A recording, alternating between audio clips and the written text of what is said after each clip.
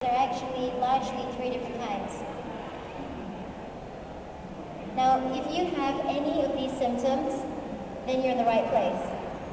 If you have difficulty falling asleep, difficulty staying asleep, or if you wake up several times in the night and you don't achieve deep sleep, or you wake up not feeling refreshed, or you have difficulty focusing in the day, then you could be suffering from insomnia. And just know that insomnia is not about the number of hours that you sleep, because some people assume, okay, insomnia means you can't sleep at all, but there are people who've actually had 7 hours of sleep and they're also suffering from insomnia. It's because they don't have a good quality of sleep.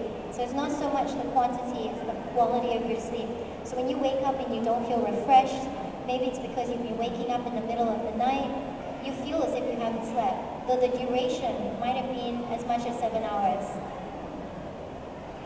Now, transient insomnia, I wouldn't worry about it too much. You just have to start worrying if it goes on and becomes acute. Transient insomnia is when maybe you've just traveled across the time zone. A lot of us get this from jet lag. If you're doing shift work, or you could actually just be excited or worried about an upcoming event, and that causes you to toss and turn on your bed. Now, if you're sleeping in a new hotel room and you're not used to your own bed, that in itself can trigger off transient insomnia. But generally speaking, this only lasts for a few days, maybe a week. So when you really need to start worrying about a sleeping disorder is when it moves into being acute insomnia, because this can last for a few weeks. It could be all of a sudden you've heard some upsetting news. It could be medical results of yourself or someone close to you. It could be that there's a sudden event or trauma in your life or someone passing away that can trigger off acute insomnia. Relationship problems, nagging issues at work. It could be you haven't resolved something at work and it's playing on your mind. Stressful situations of any kind, if it's going on for a few weeks, chances are you've got acute insomnia.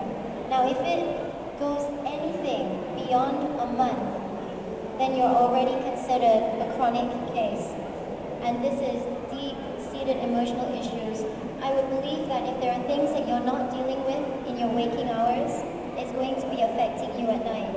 Because if you don't deal with whatever it is by day, somehow or rather, we're not solving the problem. We're just sweeping it under the carpet.